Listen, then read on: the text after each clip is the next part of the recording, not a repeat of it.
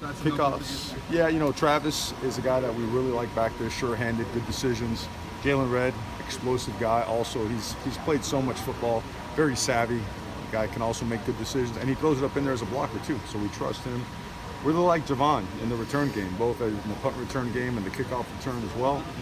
Jawan has gotten some reps back there. Travis has gotten some reps as a punt returner. Dawood has gotten reps as a kickoff returner. Who else? Yamador, been a guy that is pushing for ones on the ones for a kickoff return job as well. So we feel good about the depth, and it's hard to practice at full speed, but we did, and we got to see what guys can do, and those guys seem natural. Now I might be missing the guy Micah. I'm sorry, he's another one in the punt return game. He has taken kickoff return stuff as well, but he seems very comfortable in the punt return game as well. So we got a good, tough decision there to make. You were expecting these guys back in the secondary, but nevertheless, it's always good when you have a near full strength unit out there back when you were down so many guys late last week. What was it like to have all that personnel back? What did you see today in particular? It's good. You got to rotate those guys. You look at not only their value on defense, but their value on special teams. It's critical that they get all those reps that they're getting now.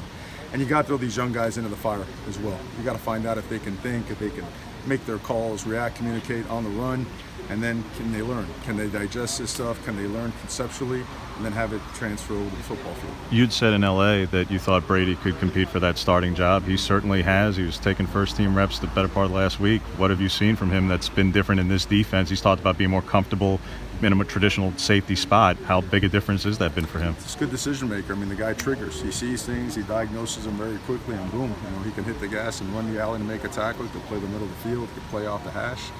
He does a really good job of man coverage, and I talk about Nick, and Nick's the same thing. Nick's a big presence, and Nick has really elevated his game, not only in the way he covers and strikes and tackles, but the way he communicates and his leadership role on the team. I mean, I see a guy like Nick, I see guys like Brady. The other day I see Nick out there coaching and pushing the younger guys.